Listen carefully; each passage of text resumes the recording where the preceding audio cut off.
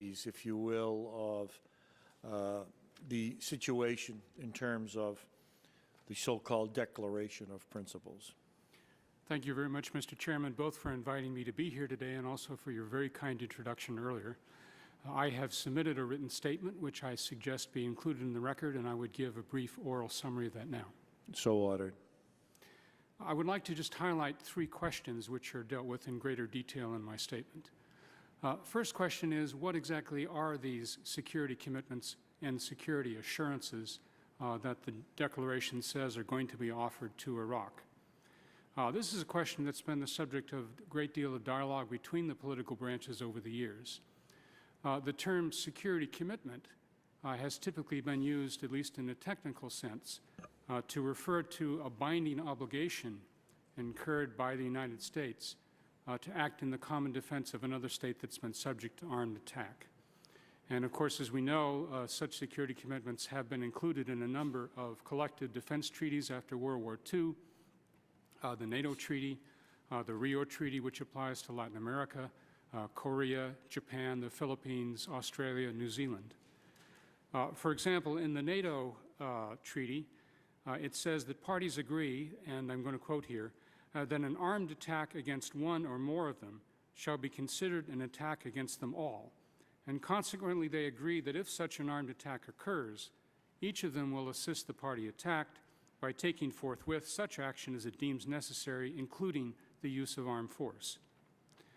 Now, in contrast to this, the term security assurances, or sometimes the term security arrangements is used, has usually been meant to refer to some kind of action short of the commitment of U.S. armed forces to meet a situation in which there's a severe security threat to the other party.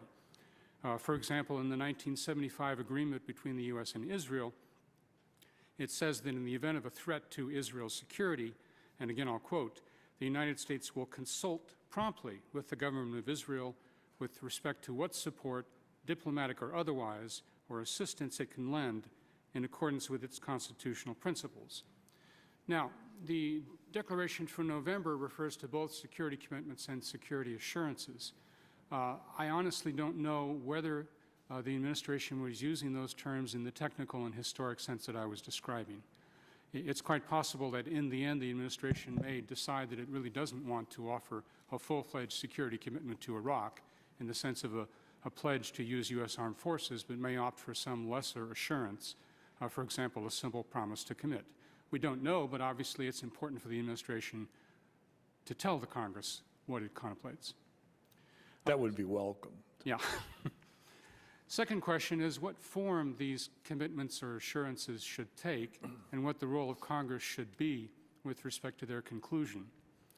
The Constitution, the text of the Constitution doesn't give us clear guidance as to exactly what form various kinds of international commitments must take, whether in the form of a treaty given advice and consent of the Senate, or an agreement approved or authorized by Congress, or an agreement done on the basis of the President's own constitutional authority. These are sometimes called sole executive agreements. But the regulations of the State Department, the famous Circular 175, do contain a list of factors which are to be taken into account in deciding what form a particular agreement should take. And I've listed them in my statement. But among those factors are the degree to which the agreement involves commitments or risks that affect the nation as a whole, whether the agreement can be given effect without legislation, what the past U.S. practice has been with similar agreements, and finally, the preference of Congress, if any, with respect to the form of the agreement. And if there's any question about what form or procedure such agreements should take, then the regulations say that the matter has to be referred to the Legal Advisor's Office of the State Department, and if necessary, a decision on that is to be made by the Secretary of State. Now, history does give us some guidance as to the form of security assurances and commitments. As we already know, security commitments have always been done with some form of approval by Congress and almost always done in the form of treaties. Certainly a binding commitment to use U.S. armed forces in the defense of Iraq for whatever purpose would certainly fall in this category. But there might be more limited security assurances, such as a simple promise to consult, that could be done as executive agreements. Again, we don't know what is intended. And of course, security agreements and assurances and commitments are probably only going to be a part of a larger group of agreements and commitments that the U.S. and Iraq will enter into. This is typical of any situation in which U.S. armed forces are present in a foreign country. For example, there might very well be a status of forces agreement, there might be military assistance agreement, might even be a basing agreement. And whether these steps would require congressional approval or authorization does depend on the specific content of the agreement and its relationship to any existing legislation that may bear on it. For example, if you had an agreement that granted some kind of exclusion or immunity from the requirements of U.S. law for foreign personnel, that would undoubtedly require either a treaty or congressional action. And as we've heard, Congress has recently acted to prohibit the use of U.S. funds for the purpose of military bases to provide a permanent U.S. military presence in Iraq. So if we had an agreement that made such a commitment, presumably some congressional action would be necessary, and so on. But even in a case where the President has constitutional authority on his own to enter into a commitment as an executive agreement, that doesn't mean that Congress has no role to play. On the contrary, as you yourself have pointed out, Mr. Chairman, the State Department regulations, Circular 175, provides that in the event the executive branch intends to negotiate a significant new international agreement, then the appropriate congressional leaders and committees are to be notified of that intention, and they are to be consulted with respect both to the substance and the form of the proposed agreements. And I think it's pretty obvious that given the importance of the overall U.S.-Iraq relationship and the potential importance of the presence of U.S. forces, or not, in the future security of Iraq, that clearly the Congress needs to be consulted now and informed of what kinds of agreements are contemplated. And within this information, it seems to me that then the committees and the Congress can decide whether action is necessary, and if so, what. Thirdly, I just wanted to highlight a few issues concerning the future legal status of Iraq that may be implicated by the terms of the Declaration of Principles. Yeah. The Declaration says that it's the intent to end Iraq's current status under UN Security Council resolutions and to return Iraq to the legal status that it had prior to its invasion of Kuwait in August of 1990. And of course, the goal of returning Iraq to normal sovereign status is a desirable one. But I do suggest that consideration should be given as to whether there may be some aspects of the Security Council decisions which might be continued rather than terminated. For example, the current Security Council decisions provide for an ongoing deduction from Iraqi oil export revenues of funds to provide compensation to claimants, including American claimants, for loss or damage suffered during the Iraq invasion and occupation of Kuwait. And the question is, should that now be terminated or modified, or should it be continued? Likewise, current Security Council decisions impose various constraints, as you know, upon Iraq's acquisition of items that might assist in a WMD program, and these restrictions do go beyond what Iraq has accepted in terms of treaty commitments about WMD, and so the question is, should these restrictions continue or can they be eliminated now? Security Council resolutions also guaranteed the border between Iraq and Kuwait that was delineated after the first Gulf War, and the question again there is, should that now be ended or should the Security Council's guarantee continue? I don't really know whether the administration actually intends to eliminate or modify any of these specific actions of the current Security Council regime. But in light of the language of the Declaration, it seems that it would be logical to have a step-by-step policy consideration of whether these particular aspects and perhaps others of the Security Council decision should continue or be modified or terminate. Mr. Chairman, that concludes my oral summary, and of course I'd be very glad to answer the committee's questions. Well, thank you very much, Mr. Matheson. Let me go first to my colleague, my ranking member, and then I'll pose some questions, and it would appear that we can decide whether additional time is necessary for us. Thank you very much, Mr. Chairman. So I take it from your testimony of both of our witnesses that you don't consider the fact that the President is considering an agreement like this to be an ominous move on the part of the administration. Well, it's not unusual to consider this kind of issue and to have political objectives. But of course, this is a process in which your committees and other committees in Congress need to be involved. Sure, but particularly because I mean, over and above the whether or not we're involved, but a move to have a disagreement and to try to get a status situation other than having our relationship depend on a United Nations resolution is not an ominous maneuver in the party. no, not by itself, because that would be a logical long-term objective of U.S. policy. No. Okay, so what we have are some nervous stirrings by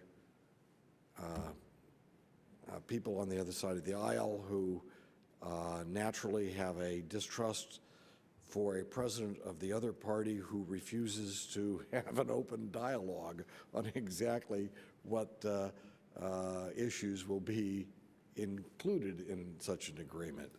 And I can understand the apprehension on the other side of the aisle when we have a lack of direct communication with the administration.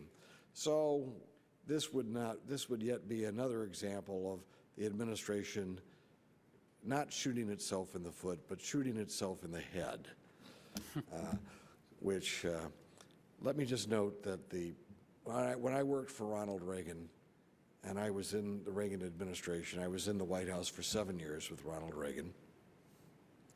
On numerous occasions, Ronald Reagan would say, never be afraid to talk to anybody. Never be afraid. Always talk to everybody, but be very strong on policy, very tough on principle, but very nice to whoever you're talking to as a person. I think that this administration is getting its direction from a different type of personality than what I was getting when I worked for Ronald Reagan. And I think I'll leave it at that. Thank you, Mr. Chairman. Well, thank you, Mr. Rohrabacher. I find myself agreeing with much of what you said, and that causes me concern. But let me be serious for a moment.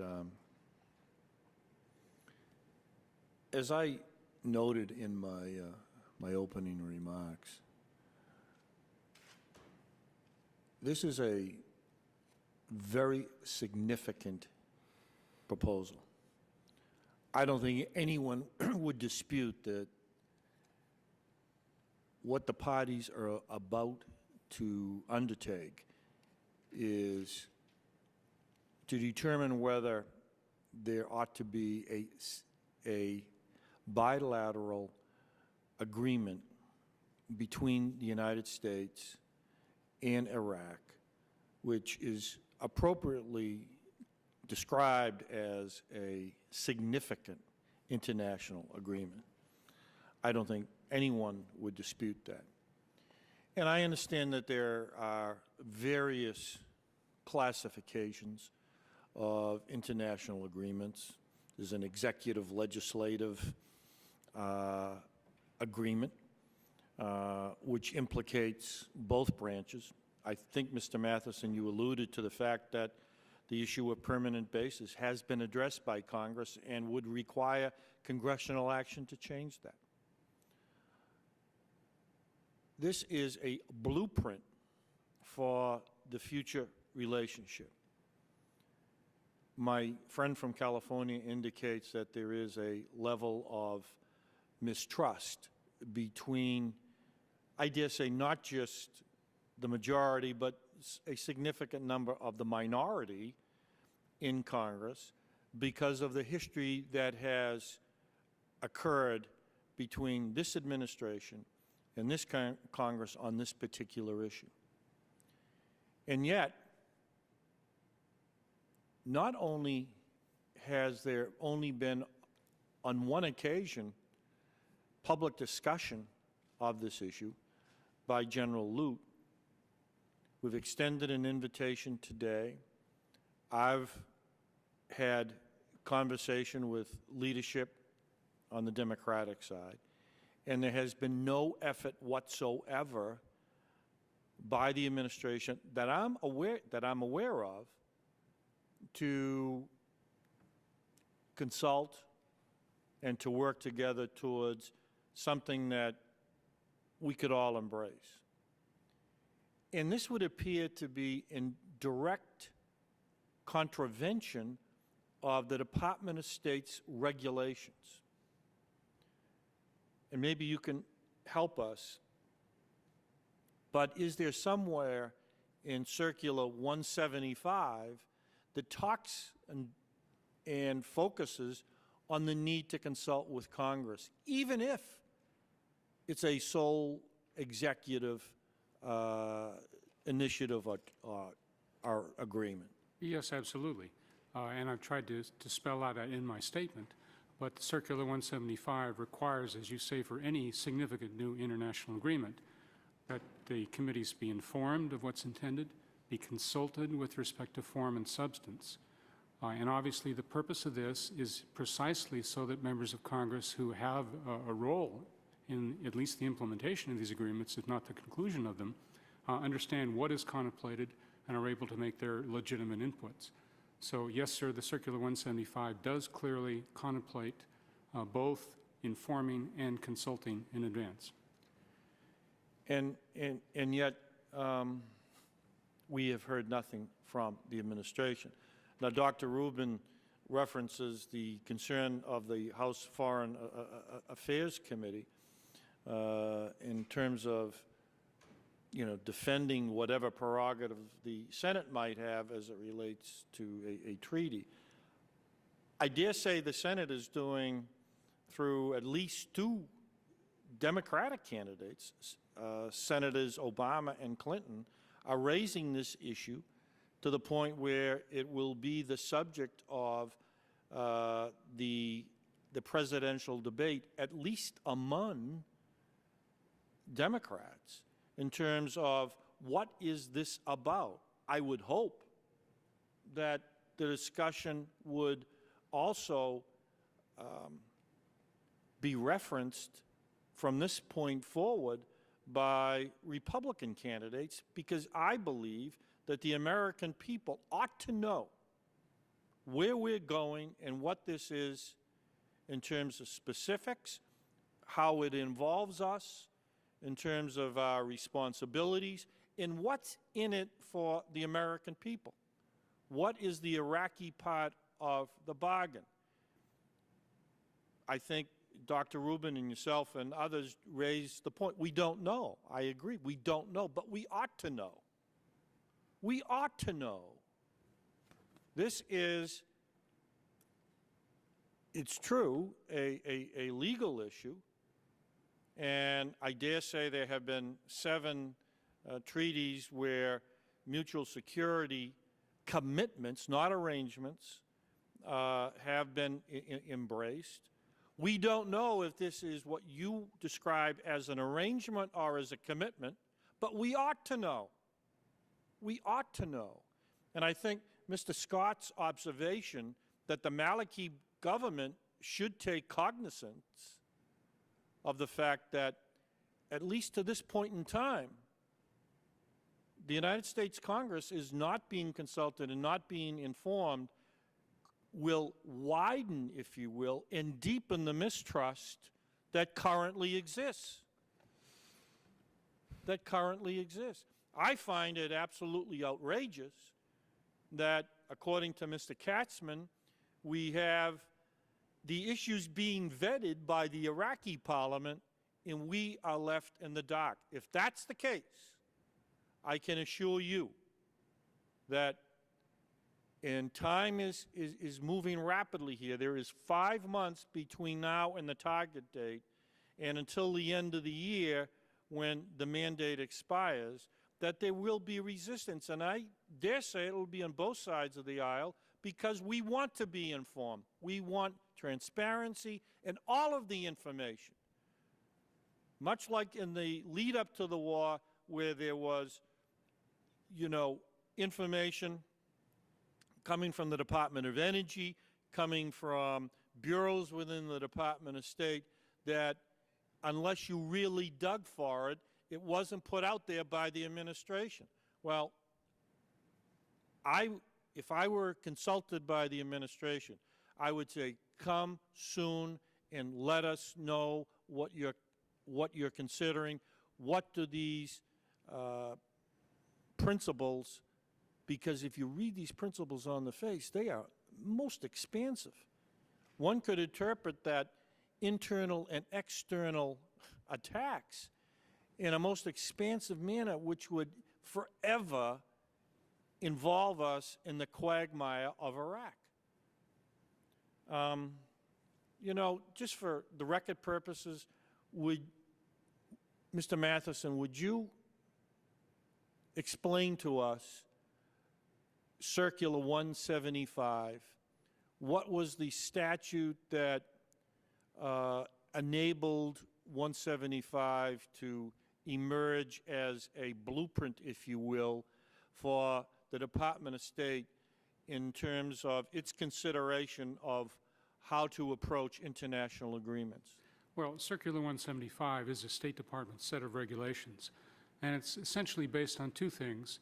One is that there is certain congressional legislation, the case Sublaki legislation, with respect to the reporting of international agreements to the Congress, but also it implements the role of the Department of State and the Secretary of State in the negotiation and conclusion of international agreements.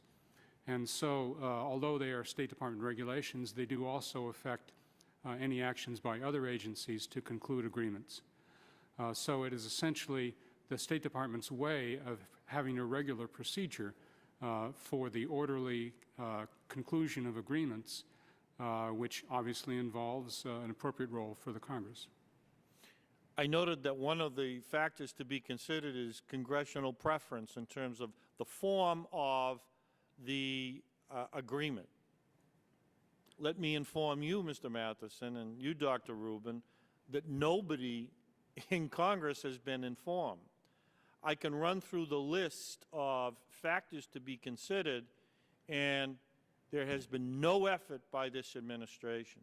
So while my friend from California talks about paranoia, I would frame it and speak of it in terms of legitimate concern, having observed this administration over a period of time sign with its signing statements and other situations where statutes have been ignored and consultation with Congress has been minimal at best. Mr. Scott.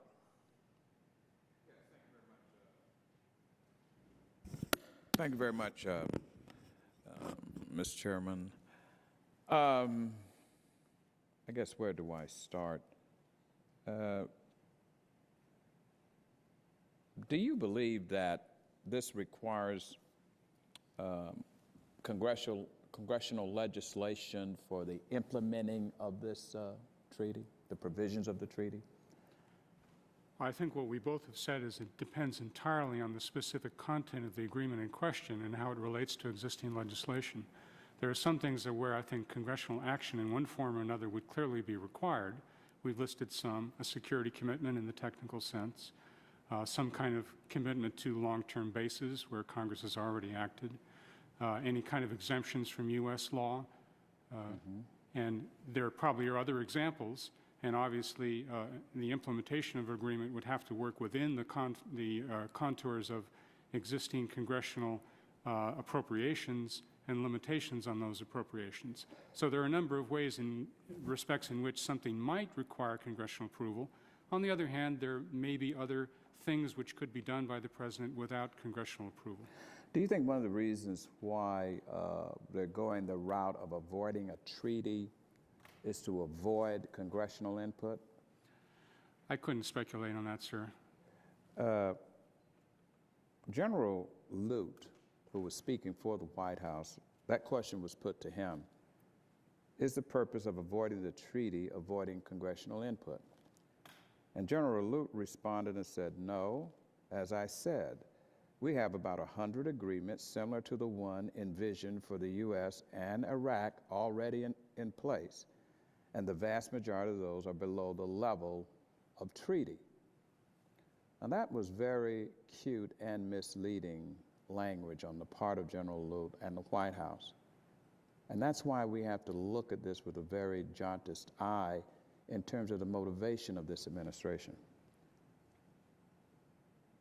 Legal analysis notes that all 7 of the current U.S. agreements that provide for military action in defense of external threats have risen to the level of a treaty. Now, the mission says clearly here, it says to provide security assurances to the Iraqi government to deter any external aggression. That, in and of itself, connotates to me the grounds to follow those 7 that we've had before, and this will rise to that. It could very well arise to other actions of military action to determine the internal threats.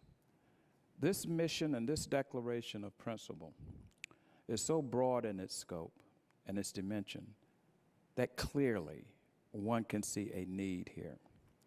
So it begs the question as to why is it, and is it in the best interest for a president who was the architect of getting us into Iraq to be the sole arbiter from the United States point of view of negotiations to continue this war and set the ground rules for it, which will commit troops, which will commit more appropriations, which obviously has a role for Congress from our standpoint, from the Senate standpoint in the treaty that clearly is applicable here, external threats and aggression, if we're to do that, particularly pattern all the others. So, you know, I'm trying to get at a clear answer here because you all are the legal experts on this, so that we get some kind of parameters of how we move forward.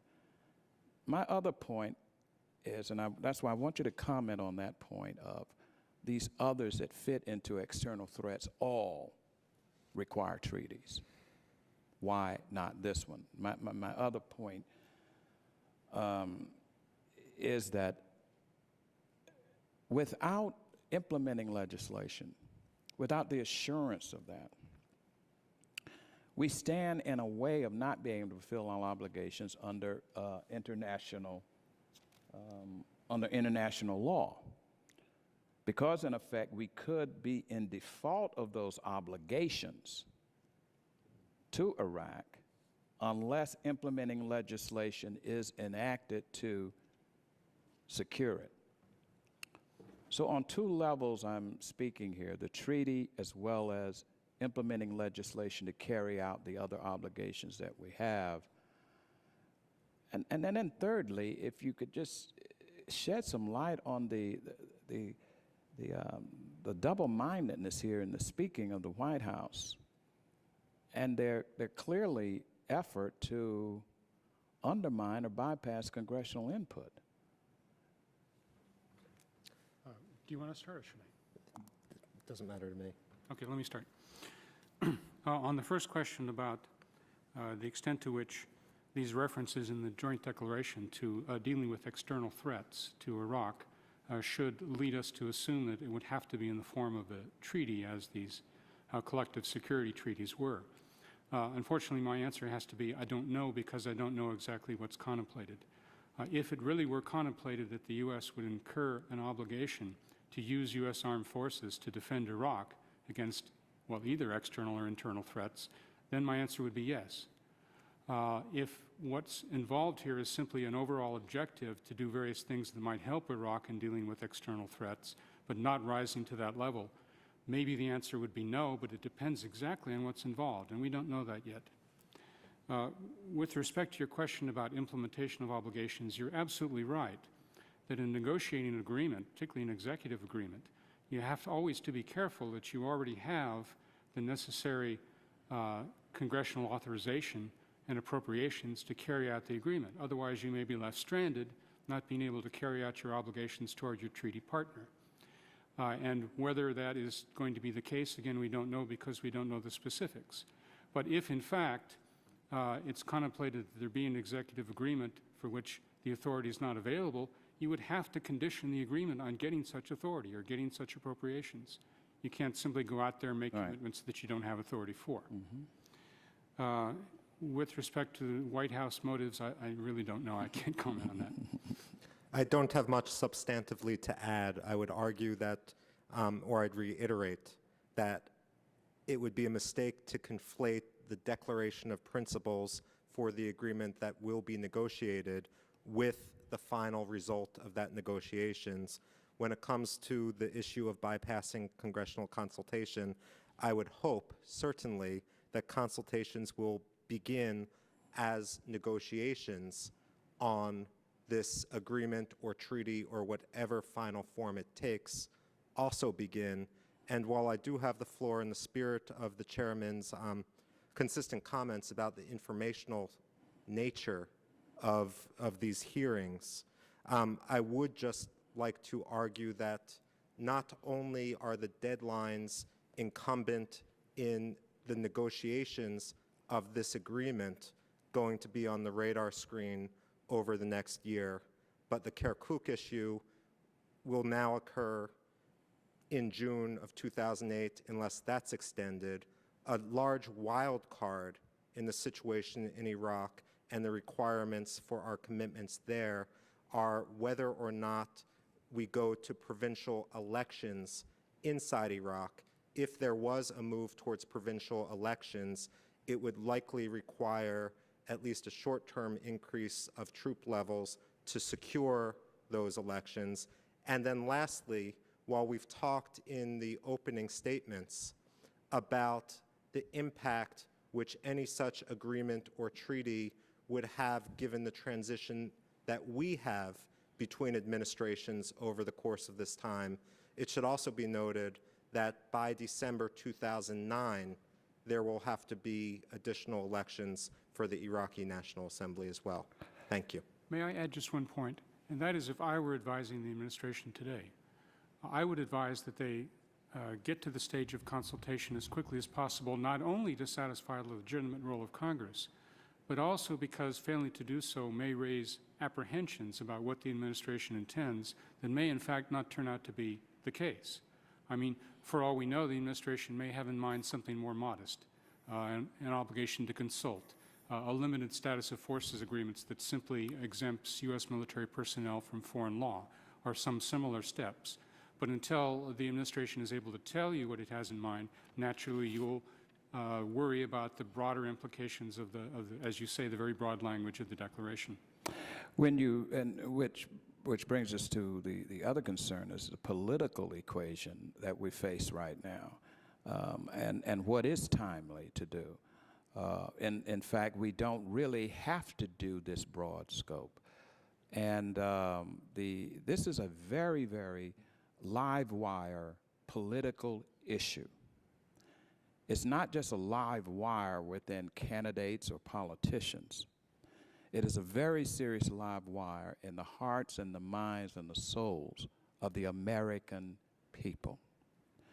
There is a high level of distrust. We can say what we want to say here politically from one political branch to the other about distrust and mistrust.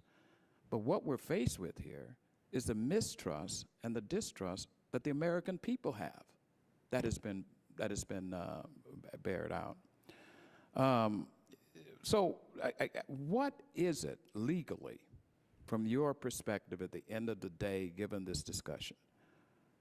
What is the legal perspective from a standpoint of what Congress can do at this point to do two things? One, make sure that the president does not and cannot act to commit us into the future in terms of an investment in Iraq without congressional sanction or approval? The very first thing that you need to do is somehow to get the attention of the administration and to get them to inform you and consult with you as to what exactly is intended. When you know that, then you're in a much better position to make the kind of decision you're describing. It may be that Congress will find it doesn't need to use its strong weapons, or it may find it does need to. Obviously, the Congress has the appropriation power, which it can be a powerful tool, but needs to be used judiciously.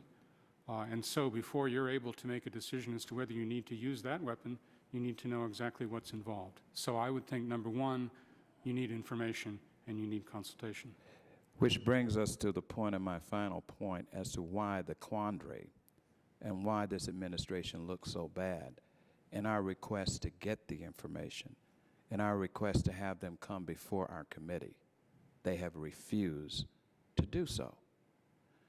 So that our only option, it seems to me, is the purse strings. And we failed to do this before, and many of us very reluctantly, even when we vote, because we have troops in harm's way in terms of the combatants' role in Iraq today.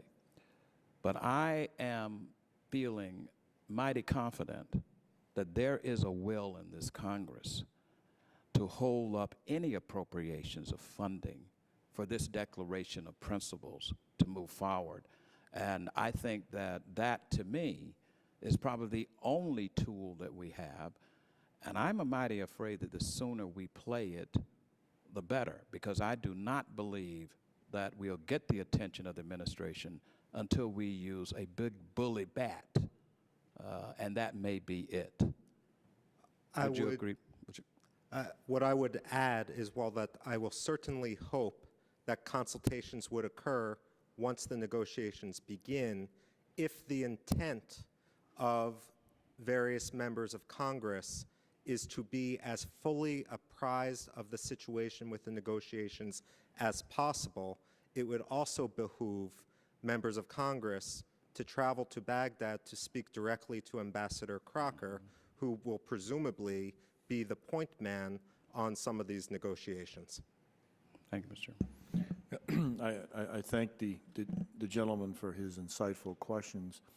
I dare say it could be much more productive in terms of Dr. Rubin's last suggestion, and I am contemplating extending an invitation to a broad section of members of the Iraqi parliament to come here to Washington and have a dialogue again with on a bipartisan basis with members of Congress, so that A, we can become fully informed, and so that there is no misunderstanding about the implications of any agreement that is consummated.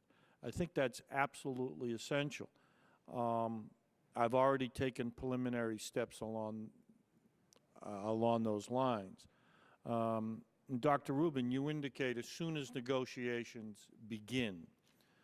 Well, again, according to Dr. Katzman, those conversations that we can describe as preliminary have already occurred in terms of the agreement as it related to the Declaration of Principles. We heard again from Dr. Katzman about the conversations, hopefully with sufficient information, going on in Baghdad among Iraqis. We've heard so many different stories from members of this administration regarding Iraq that proved to be inaccurate, and I use that word, I think, kindly, that there is a rationale for the mistrust that exists. It does. You heard earlier the ranking member of this subcommittee express the same mistrust and unease with the actions of this particular administration. Now, The CRS, Dr. Garcia, put out a 16-page memorandum on his understanding of the legal nuances, if you will, and the role of Congress and the role of the executive in agreements like this. I think it's, at least it's my position, I want to avoid a constitutional crisis or confrontation. But I see it brewing. I see it happening unless this administration sends to this Congress its representatives to inform this committee and other relevant committees and the American people in full measure what they are about. This cannot be done in any way that is not transparent. It is simply too important.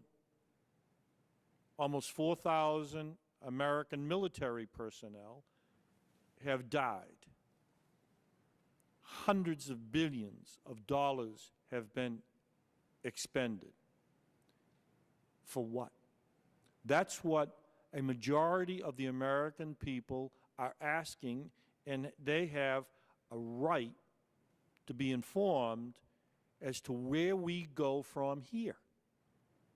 And we don't know, and their representatives in Congress are not being consulted and are being left in the dark.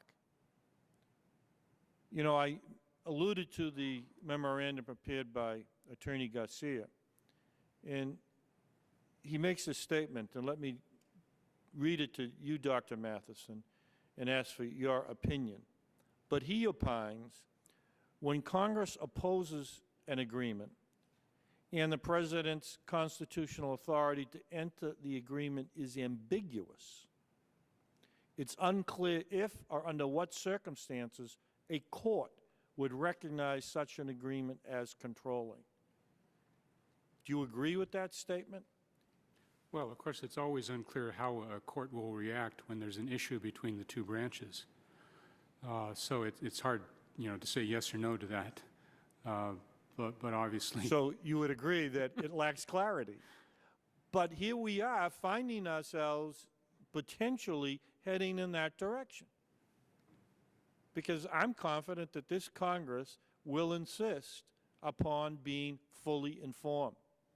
It has been raised in presidential debates, and silence is still the response of the administration. There have been ongoing conversations. Otherwise, the Declaration of Principles would not have been promulgated. That is occurring.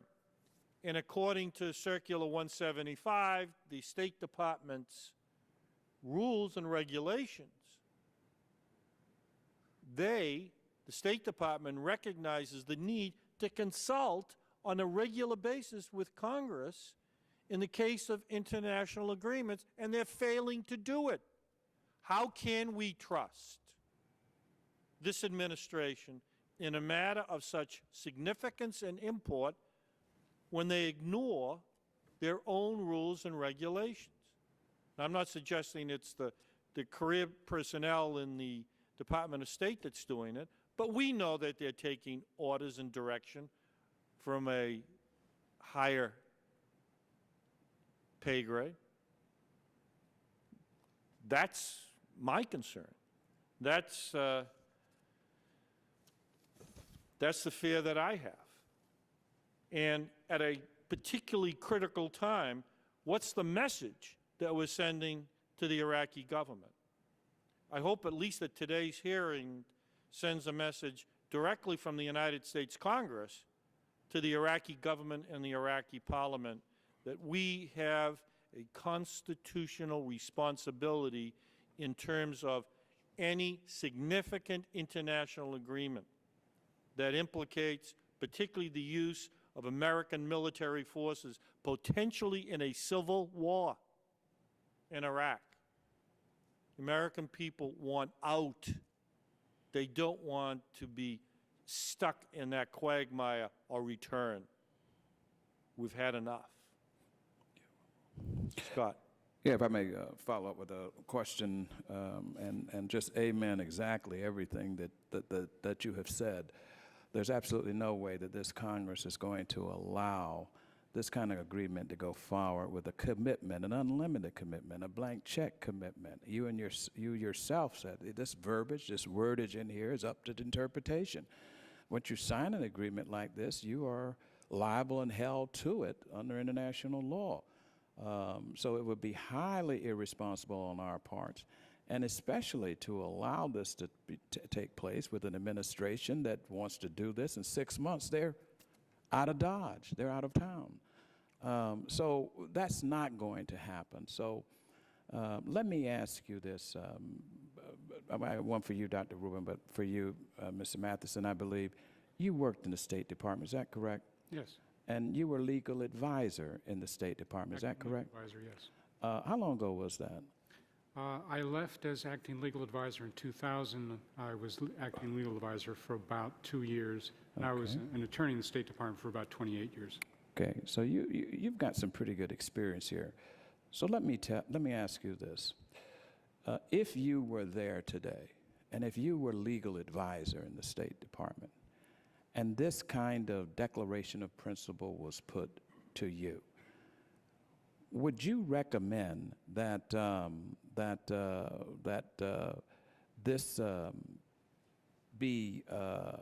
it be submitted to the Senate as a treaty, or would you recommend that it be submitted to the Congress as an agreement requiring legislation by both houses? Or would you just say, executive branch, you go and do it, as the case is apparently being done now?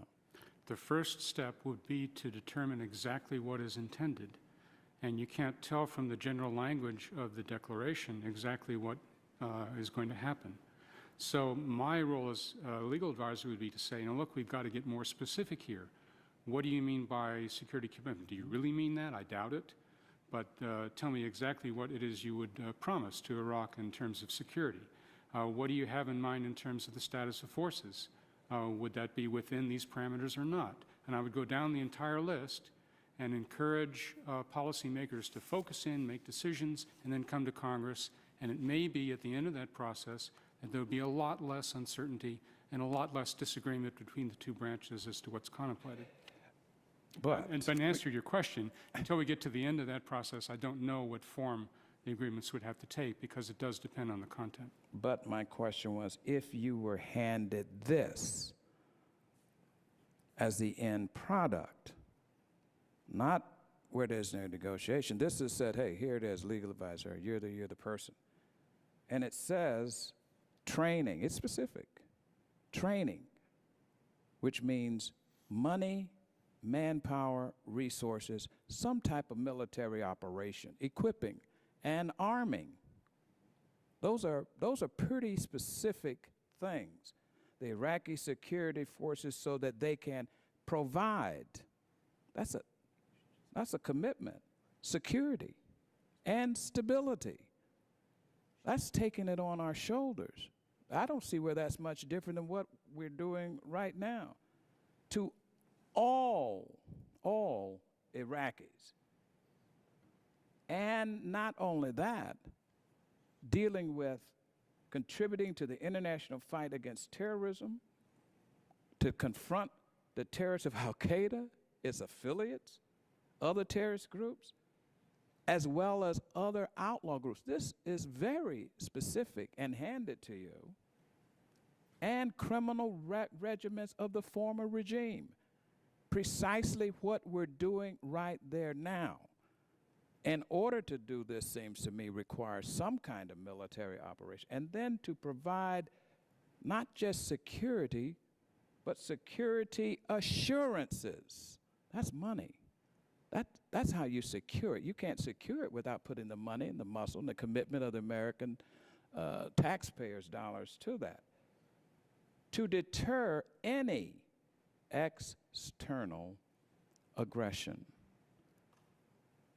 I'm saying to you, if this is handed to you, I'm not going to put words in your mouth, but I would think, and you had no choice, and you had the choice between these three things.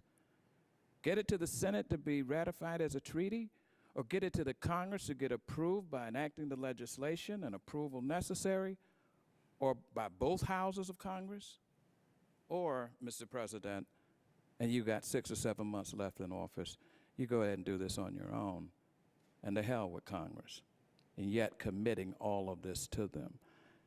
You got no choice. You're the legal advisor. You're the lawyer. What do you say? Well, actually, what I would say would be slightly different. I would say that document cannot be the final product. It does not express clearly what the obligations in the United States will be. It has vague terms like security commitments and assurances that may be fine for a statement of political objectives, but it can't be the final product. You need to go back, and I'll help you do it, but you need to go back and go through each of these items, determine exactly what you want to promise, and then decide whether that's within your existing authority, and if not, you have to go back to Congress and get it. Yes, I was finally hoping that you would finally say the magic words. Not finally, but wouldn't you say, Mr. President, you need to go and sit down with the Congress who has to appropriate the funds. Yes. You need to go and sit down with Congress who has the authority to set treaties. Would not you say that? Sure. Absolutely. Thank you. I'll tell you what I find somewhat disconcerting is that if this administration should act or embrace whatever document as within their exclusively within their constitutional authority and describe it as a sole executive agreement, and the new administration comes in, and others have said, well, we can just ignore it, we can abrogate it, etc. Tell me if I'm incorrect, there still are consequences in terms of our international obligations. And it clearly, I think we heard from Dr. Katzman, would have a serious, very serious backlash, if you will, from the Iraqi government and other actors because of our failure to follow through on commitments made by the Bush-Cheney administration. That's why this is so important. Yes. I believe that this issue, this singular issue, is the most important issue that this committee will deal with, in fact, that this Congress may deal with, between now and the presidential election in November. Dr. Rubin, you look like you want to say something. I'll say a little bit. It seems that there's a danger in, while interesting to discuss, in wallowing in an unlikely hypothetical. First of all, when it comes to the transition between administrations, I would certainly hope that whoever the candidate turns out to be, the next president turns out to be, that they will consult also with the ambassador in Iraq, Ryan Crocker, or whoever comes after him, and also General Petraeus, to determine their Iraqi policy and gear that Iraqi policy towards events on the ground in Iraq at that time. If you compare where we are right now to where we were last year, it's a world of difference. I would also argue, Rubin, sir, there's absolutely no dispute that if we make a security commitment under international law to insert our troops under certain conditions in Iraq, that needs to be ratified by the Senate as a treaty. And I don't disagree with you in terms of whoever the next president is, to obviously consult and listen to whether it's General Petraeus or Ambassador Crocker, or whomever their successors may be. But I guess what I'm saying is, here we have the reality of 2008, with a new election coming, we have State Department rules, regulations, guidance, if you will, and yet we have this administration that's just simply ignoring them. Maybe the next administration will just simply ignore, I think to its peril, advice and counsel from all quarters. But I guess this is what happens when, as Governor Huckabee said, you have a foreign policy that's characterized by arrogance. That's the only explanation. Arrogance. At the same time, sir, I would argue, based on the questions posed by Mr. Scott, that there would be a very dangerous precedent given that we train, we arm, and we equip anti-terrorist forces in the Philippines, in the Horn of Africa, and elsewhere, if every time we undergo that sort of training, that it needs to be considered a treaty by the U.S. Congress. Now, I don't disagree with you at all that there should be consultation. Consultation does not hurt. It helps a great deal. And I would share the opinion of Mr. Rohrabacher that this administration could have done a much better job with regard to some of the consultations. But while understanding that Iraq is a political hot button, it's also necessary to keep an eye on precedent and recognize that this isn't only going to be a situation with regard to Iraq, but it's going to affect our military, diplomatic, economic, informational policies around the world. And it's also going to be seen by our allies. If we are seen to cut Iraq off, that's going to be seen in Jerusalem, in Israel, in Taipei, Taiwan. Well, I don't, again, disagree with your respect for precedent. But we've seen, again, this is the most recent example, but I serve on the Judiciary Committee that sits in this room. And there have been multiple examples of this administration disagreeing with precedent in terms of the Department of Justice, as best exemplified by the resignation of Mr. Comey, by Mr. Goldsmith, and by others over, an issue involving NSA and surveillance and what have you. But this issue is about Iraq, I thought. It is about Iraq. But my point is, if there is a precedent that is consistent in terms of the behavior of this administration, it's the fact that they do not respect precedent. They just make it up as they go along. And that's why I think that we have to be particularly attentive to what is occurring in terms of these negotiations. But we shouldn't rewrite what constitutes a treaty, sir. I'm not even suggesting that. Okay. As Dr. Matheson has indicated, and as others have put forth in their own testimony, there are various forms in which Congress plays a role. Executive-legislative agreements, I dare say, make up the bulk of our international agreements, working together. But we have an administration that, as Senator Hagel said, considers Congress as an adversary and as a constitutional nuisance.